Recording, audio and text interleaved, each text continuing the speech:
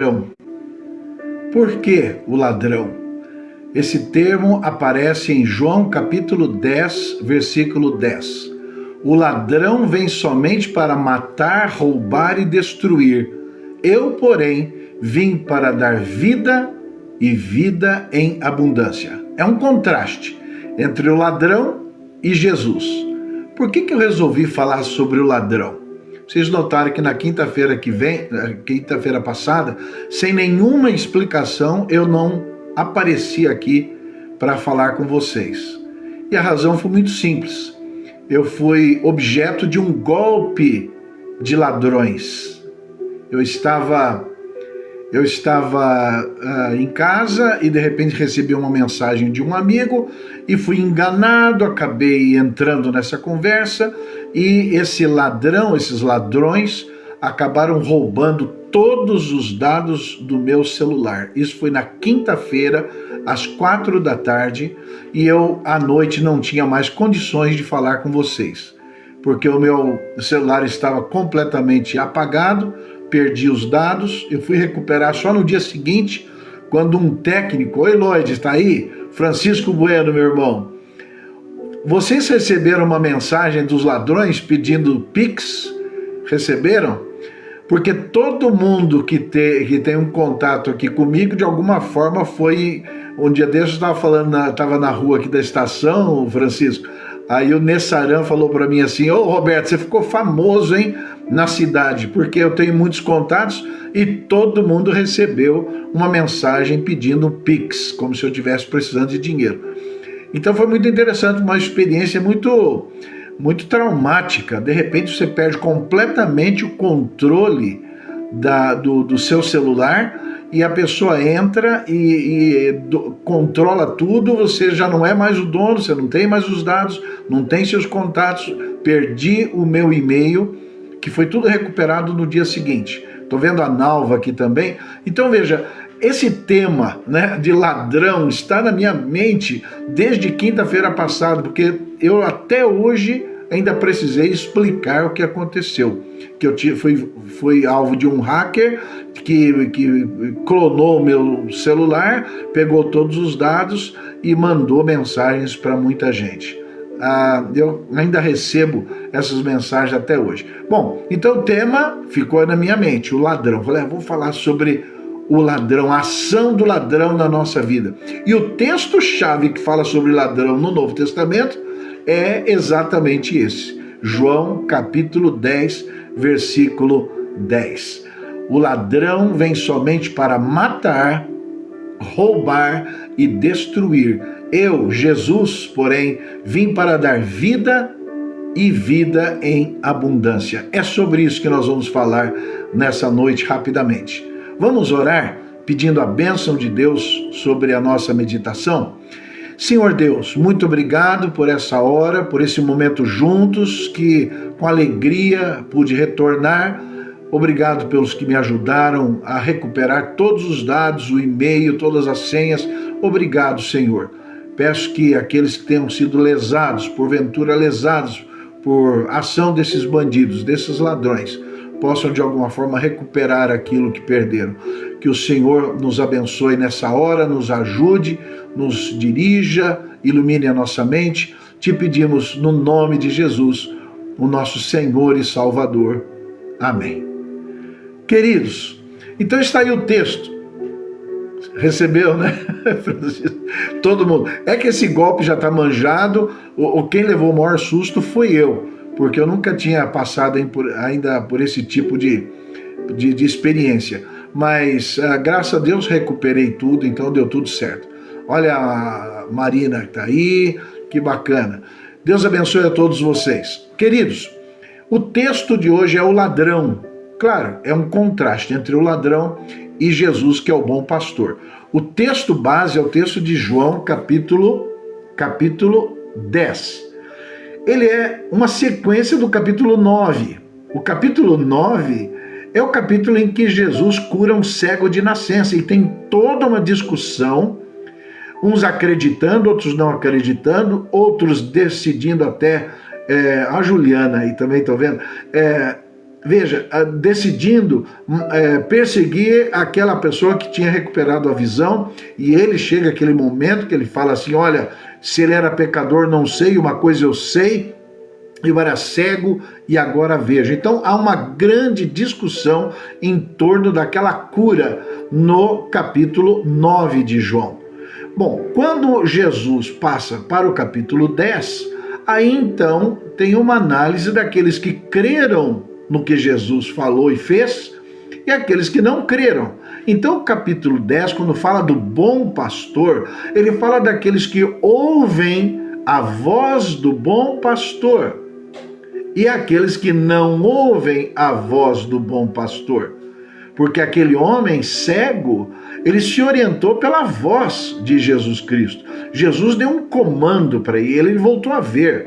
Então ele era cego de nascença. A discussão era, quem pecou? Seus pais ou ele? Já que ele nasceu cego, como é que ele tinha pecado, né? E Jesus fala, não, essa doença foi dada para ele para que a glória de Deus se manifeste. Nem ele nem seus pais pecaram. Isso é muito importante, você entender que nem toda doença é fruto de pecado. Porque tem gente que pensa, adoeceu, é castigo de Deus. Não. Às vezes uma enfermidade é mandada por Deus para nos disciplinar, para nos ensinar, e assim vai. Então o texto do capítulo 9 fala dessa cura desse cego de nascença que ouviu a voz de Jesus.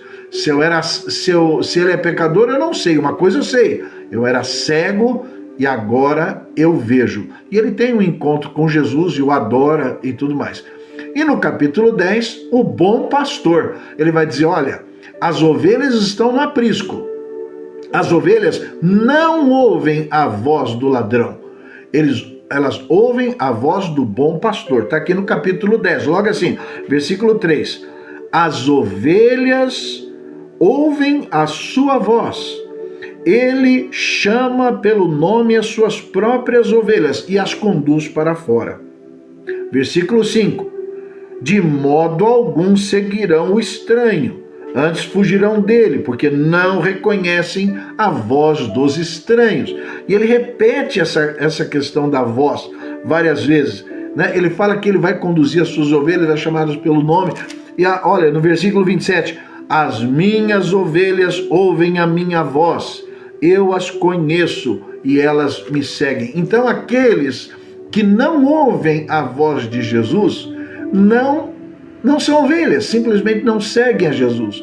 Mas aqueles que ouvem a voz de Jesus, essas pessoas seguem a Jesus, são suas ovelhas. Então o texto vai falar desse contraste do ladrão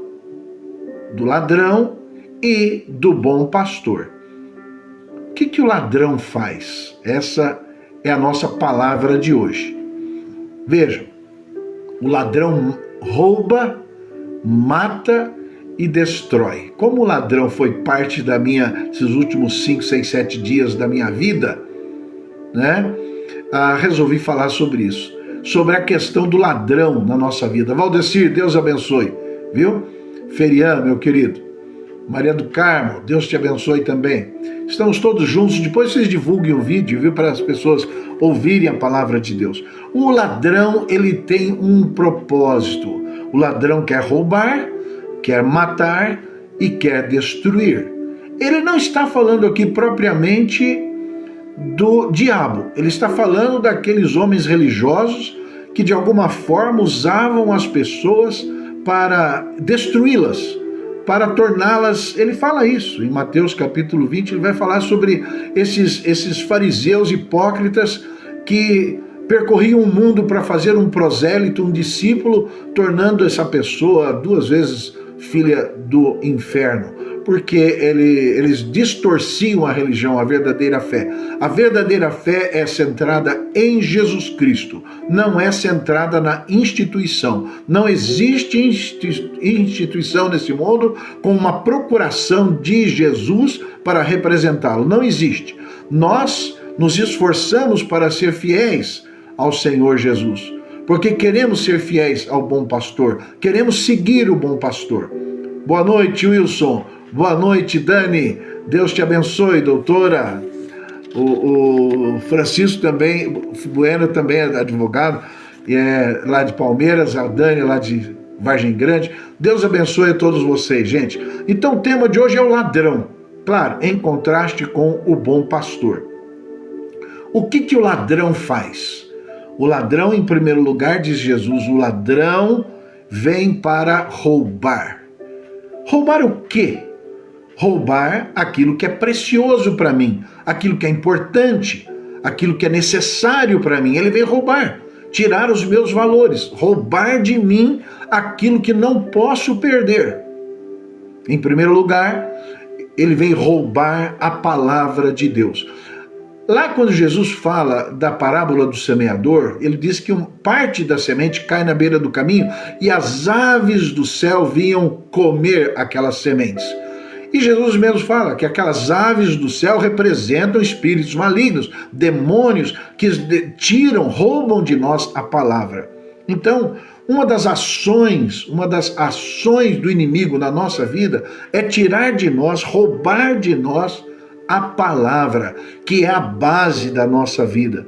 Nós precisamos ficar firmes, focados na palavra, nunca ouvir a palavra de estranhos. A palavra de Jesus é a base. Quando a gente começa a ouvir as palavras erradas da mídia, da literatura, da televisão, aquelas palavras dos amigos falsos que estão ao nosso lado, aquelas palavras que nos incentivam a fazer o errado, essa palavra tenta roubar de nós a palavra verdadeira, o desejo de permanecer na Escritura, entendendo a Escritura. A Bíblia fala no Salmo 119, de que maneira poderá o jovem guardar puro o seu caminho? Observando segundo a sua palavra. Lâmpada para os meus pés é a tua palavra e luz para os meus caminhos. A palavra de Deus é a base. O ladrão tentará roubar de você a palavra semeada no seu coração. Em segundo lugar, o ladrão vem roubar o quê? Roubar a sua paz. A minha paz vos dou, disse Jesus. Não vou lá dou como o mundo a dá. A paz do mundo é a paz sem problema. É a paz quando você tem dinheiro, quando está dando tudo certo, quando você não tem um ladrão na sua vida. É a paz que o mundo promete de sucesso, de vitórias. É aquela paz baseada nos resultados. A paz que nós precisamos é a paz que excede todo o nosso entendimento. Pastor Celso está aqui também, Celso Machado. Deus o abençoe, meu querido, nos ouvindo, nos dando o privilégio da sua presença aqui. Deus o abençoe. Muito bem, irmãos, estamos aqui falando desse ladrão que vem roubar a palavra de Deus, roubar a nossa paz. Tira de nós aquela confiança absoluta no Senhor, semeia a dúvida, o medo, a angústia e nos faz perder a paz. Isso é importante. O ladrão que vem roubar, rouba também a nossa comunhão com Deus e a nossa comunhão familiar. Tira de nós aquela comunhão importante, necessária dentro de casa. Tenta perturbar a nossa família, tenta roubar de nós aquela harmonia, instila críticas, coloca então um pensamento de desconfiança, um falando mal do outro, um se desgostando do outro, e nós somos objeto dessa ação maligna na nossa vida. O inimigo tenta destruir a nossa família e nós somos tentados a seguir esse inimigo. Isso é muito importante que eu e você analisemos essa presença inimiga na nossa vida. O ladrão das nossas almas, em primeiro lugar, vem nos roubar a palavra, a paz, a comunhão familiar. Que triste quando você tem aquela briga dentro de casa, aquela desconfiança, quando você fica o tempo todo cheio de problemas, um não confia no outro, um fala mal do outro, um não quer ver a cara do outro, problema gravíssimo. Ainda ele vem roubar a nossa identidade espiritual. Como isso acontece? Muitas vezes nós que fomos chamados para ser filhos de Deus, nos nutrir da natureza de Deus, da seiva da videira verdadeira, nós abdicamos dessa natureza, dessa identidade espiritual e passamos a ser pessoas carnais, mundanas, conhecemos a verdade, mas não praticamos a verdade. Ele sussurra no nosso coração: você nunca vai mudar, Deus não vai te perdoar, Deus vai te massacrar, você vai ser um fracasso, você não vai conseguir fazer nada, você não é abençoado, você não é escolhido de Deus. Então ele joga para cima de você aquela dúvida, como ele fez lá no Éden, aquela dúvida para minar aquilo que Deus falou para nós, que Deus nos ama, Deus nos perdoa, Deus nos acolhe, Deus tem coisas boas para mim, porque Ele é bom, Deus tem um plano para a minha vida. Ele vem roubar de nós essa identidade espiritual e nós passamos a viver nesse mundo como se fôssemos pessoas do mundo, quando nós não somos. Jesus falou: não, vocês não são do mundo, embora estejam nele. Eu não sou do mundo, nem vocês são. Sigam a mim, sirvam a mim, façam a minha vontade. Jesus está aqui agora dizendo: não sigam o ladrão, porque ele se manifesta de muitas formas e vai tentar tirar de você aquilo que Deus te deu. Ele rouba a sua vitalidade. Em segundo lugar, o ladrão vem para matar. O ladrão vem para matar. Matar você, roubar, matar do ponto de vista espiritual, matar do ponto de vista de separar você da presença de Deus. Lá em Isaías a gente lê: Deus não está longe de mim, nem de você.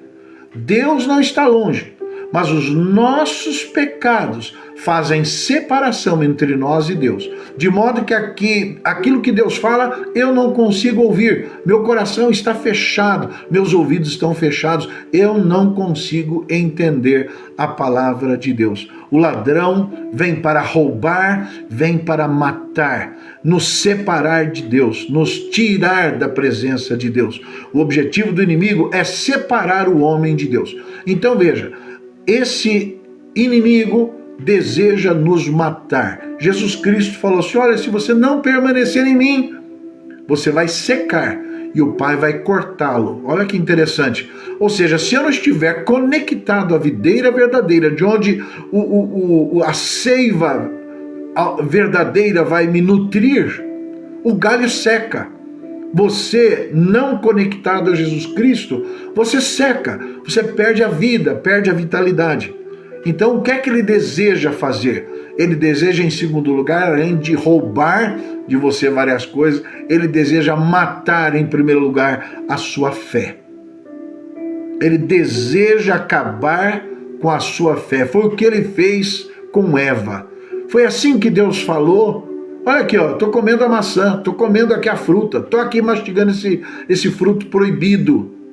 Falei maçã, mas não é maçã, né? O texto não fala que fruto que é. Então, o que o texto fala é que o diabo tentou fazer com que Eva não confiasse em Deus, não confiasse no Senhor, perdesse a fé na palavra de Deus. É assim que Deus disse, e ele faz a mesma coisa hoje. Hoje ele mina a palavra de Deus, mina o seu conhecimento da palavra. Ele tira de você aquela confiança absoluta de que as verdades eternas da palavra são verdades nas quais você pode confiar. Quando isso acontece, a fé morre, a oração enfraquece, a igreja perde a graça, a esperança desaparece e a caminhada espiritual perde a força. Você se desanima, você se afasta de Deus. O que alimenta a nossa vida com Deus é a nossa fé. Paulo fala: olha, cuidado, mantenha a fé e a boa consciência, ou seja, a sua conduta tem que ser coerente com a sua fé, porque se você não tiver uma conduta coerente, aquela fé que você professa na igreja, ou mesmo no mundo, ou dentro da família, soa como falsa, e você vai ver que aquilo que você está falando não reflete a realidade do seu coração. Então, mantendo fé e boa consciência, porquanto alguns, tendo negligenciado a boa consciência, vieram a naufragar na fé. Esta é uma profecia. Nos últimos dias virá a apostasia. O amor desaparecerá de quase todos. E a apostasia, que é a negação daquilo que uma vez eu criei. Eu dei lugar a conversas estranhas e eu então abandonei a Jesus, abandonei a minha confiança no Senhor Jesus. O que é que ele quer? Ele quer matar a sua fé no Senhor Jesus. Em segundo lugar, o inimigo quer matar os seus sonhos.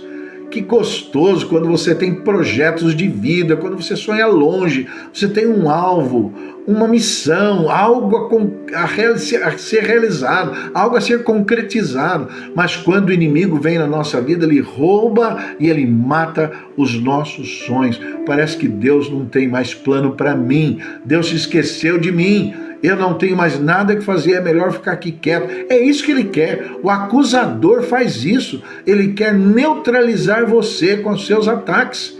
Ele quer derrubar você, tirar a sua fé, tirar a sua capacidade de crer que Deus tem um plano para a sua vida.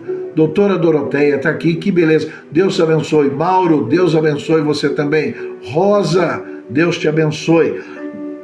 O diabo tenta matar a sua fé, matar os seus sonhos, matar os seus relacionamentos. Ele vai tentar minar a sua amizade tão autêntica, tão maravilhosa. De repente aquilo ele mexe para destruir aquela amizade maravilhosa construída por tantos anos. Tem gente que não sonha mais, tem gente que está perdendo seus relacionamentos, especialmente seu casamento. Ele não consegue ver Deus e aí se instala ali a amargura dentro da amizade, dentro do casamento, a falta de perdão, a falta de compreensão, a inveja que mata esse sentimento fraterno, o orgulho que mata a comunhão. Onde Deus deseja unir, o inimigo procura separar, porque esse é o objetivo dele, separar-nos de Deus, da nossa confiança em Deus, das metas que Deus colocou no nosso coração, dentro dos nossos relacionamentos. Ele quer também separar um do outro. Nós não sentimos mais o desejo de estar perto daquela pessoa. Mas pior, ele quer matar a nossa vida espiritual, destruir completamente a nossa vida com Deus. Matar fisicamente, olha, Jesus disse assim, olha, não temam os homens, lá em Mateus capítulo 10, não fiquem com medo dos homens, porque o máximo que o homem pode fazer é destruir o seu corpo. Temam antes a Deus, porque Deus não só tem poder para destruir o seu corpo, como também lançar a sua alma no inferno. Então essa é a morte espiritual, o inferno, a morte eterna separado de Deus. Então a morte é isso, é a separação eterna de Deus. Eu só vou sair da vida se eu crer no Senhor Jesus. Eu vou voltar para a vida, sair da morte, se eu crer no Senhor Jesus. O inimigo deseja nos matar espiritualmente. Então ele quer matar a nossa fé, matar os nossos sonhos, os nossos relacionamentos, destruir os nossos casamentos e ainda nos matar espiritualmente. Como é triste você ver uma pessoa que andava bem, estava com Deus, falava coisas maravilhosas, estava na igreja louvando a Deus, cantando, abençoando, sendo um vaso de bênção na vida das pessoas. E de repente essa pessoa está fria, longe, distante, falando coisa com coisa que a gente até estranha. Olha a Ana Seixas também, lá de Grama, está aqui. Deus te abençoe, Ana. A você é sua filha, né? Deus te abençoe muito. Muito bem, o ladrão vem somente para matar, roubar e destruir, que é o nosso terceiro ponto. O que é que ele quer destruir? Ele quer destruir o nosso caráter. O caráter é algo construído, ninguém nasce com caráter. O indivíduo nasce ali, aquela folha branca, tem alguns sentimentos, alguns instintos, né, presentes no ser humano, mas A partir do momento que essa criança se torna consciente, supera a inocência e entra na fase de consciência, ela tem que tomar uma decisão. Muitas vezes ela vai errar, mas a decisão que ela vai ter que tomar, ainda muito novinha, 4, 5, 6, 7 anos, quando ela entender que ela tem que tomar uma decisão pelo certo ou errado, ela precisa desenvolver um caráter inabalável, um caráter, uma posição, uma atitude correta. E isso vai acontecer através da instrução dos pais, do bom exemplo da família, todos exortando aquela criança a ser boa, a ter caráter, a ter uma personalidade boa. Mas o inimigo, quando vem e ataca a mim e a você, ele tenta destruir o nosso caráter, que foi construído a duras penas por longos anos.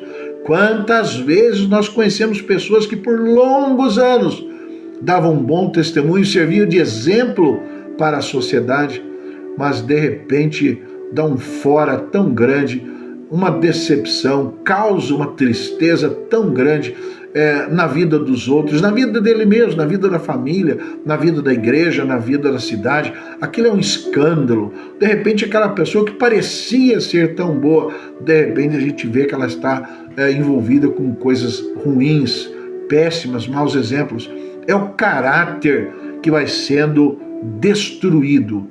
Deus precisa trabalhar no nosso caráter. Nós precisamos estar próximos de Jesus, porque o inimigo vai tentar destruir o seu caráter. Começa pouquinho, pequenininho, uma palavra, uma atitude, e aquilo vai crescendo. De repente você acha que ninguém vai descobrir, você se entrega mais ao erro, entra no roubo. Eu estava, como o tema foi ladrão, né, nesses últimos 7 dias aqui da minha vida, o indivíduo começa pequeno e de repente se transforma num grande ladrão, num indivíduo que na hora que tudo se descobre, veja, nós estamos aí diante de vários escândalos do INSS, do Banco Master. Todo mundo achava que era um sucesso, que estava tudo indo bem, como os outros escândalos que nós já vimos na história do Brasil. Mas todo mundo achando, de repente aquilo vem a público e é aquela tristeza, aquela vergonha. Aí estamos vendo pessoas presas, pessoas passando por várias situações, afetando família, afetando todos aqueles que de alguma forma acreditaram e se misturaram com essas pessoas. Falta de caráter. Ele quer destruir também a nossa família, de novo, quer destruir.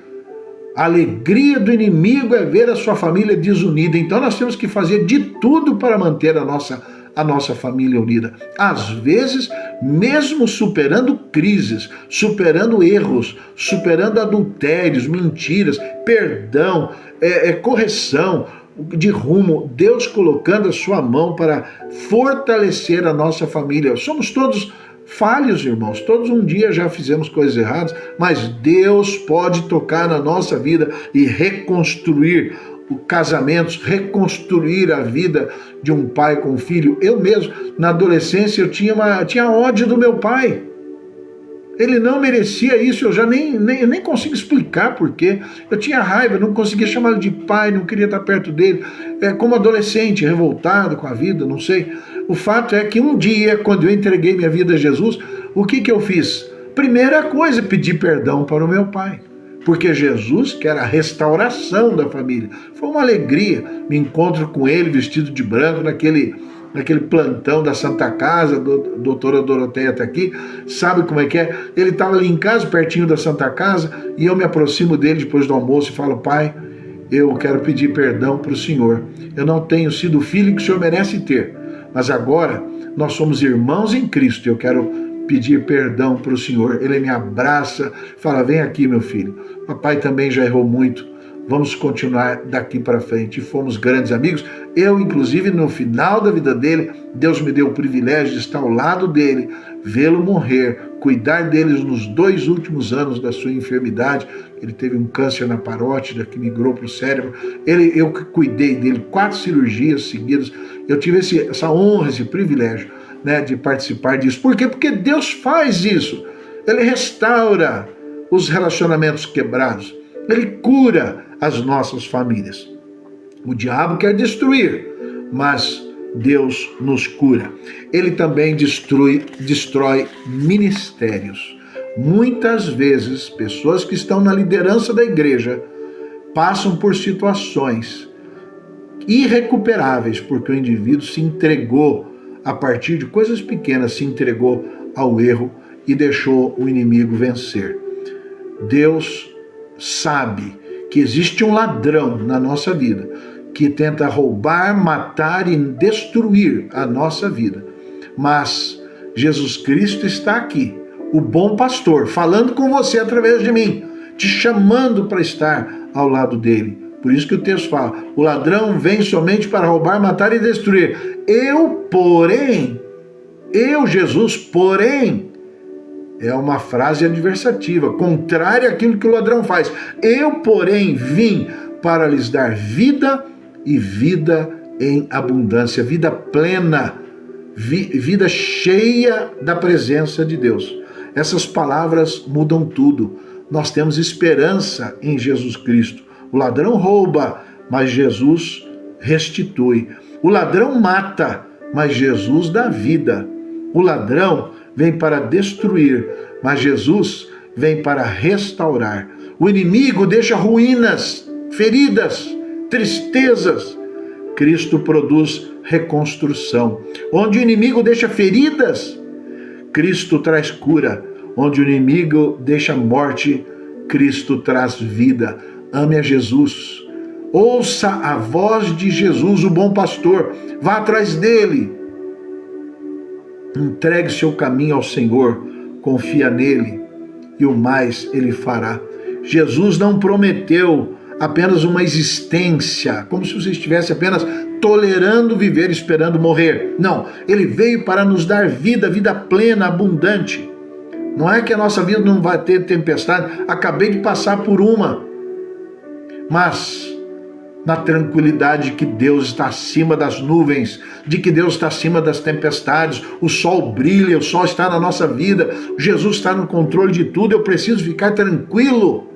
Deus está na nossa vida.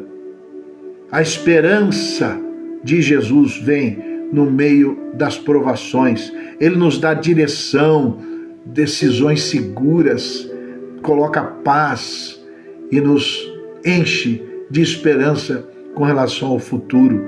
Fomos perdoados dos nossos pecados, estamos na presença de Deus, estamos vivendo em Cristo, não estamos vivendo para o mundo, vivemos para Jesus e nele nós temos toda alegria.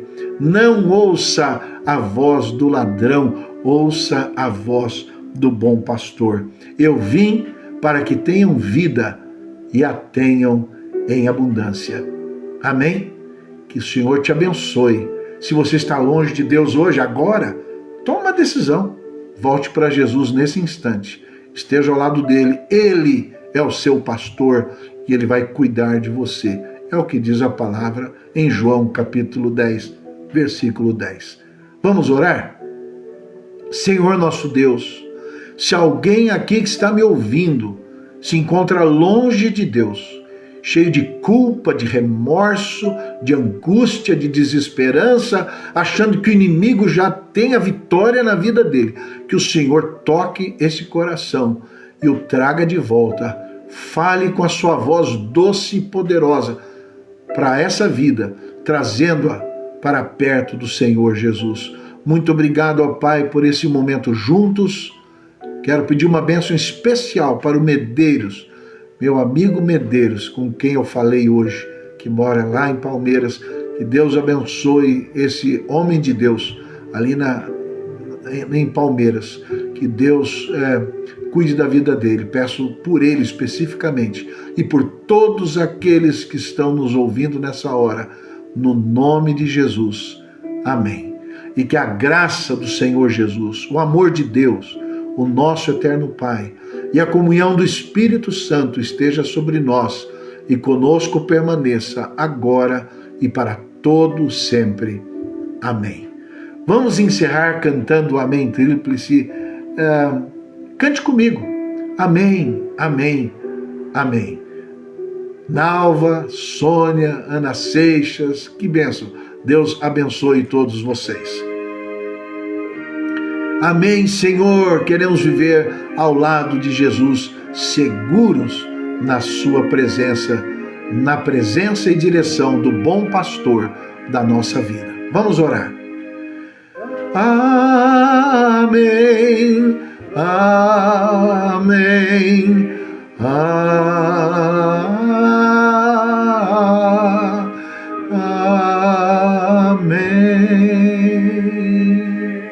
Que seja essa a sua oração na presença do Senhor Jesus agora. Amém, amém, amém. Assim seja, Senhor. Peço que você compartilhe essa mensagem com outras pessoas. Peço em nome de Jesus. Um forte abraço. Até quinta-feira que vem, se Deus permitir.